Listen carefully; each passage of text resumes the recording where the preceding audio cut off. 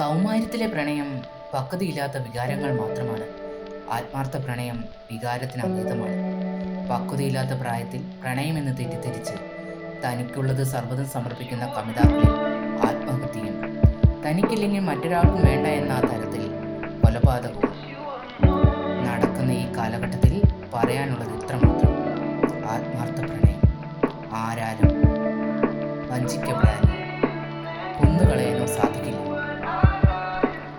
തൻ്റെ ഉടൽ പിരിഞ്ഞ് ആത്മാവ് വേർപെട്ടാലും അതങ്ങനെ തന്നെ ഉണ്ടാവും ഹൃദയത്തിൽ.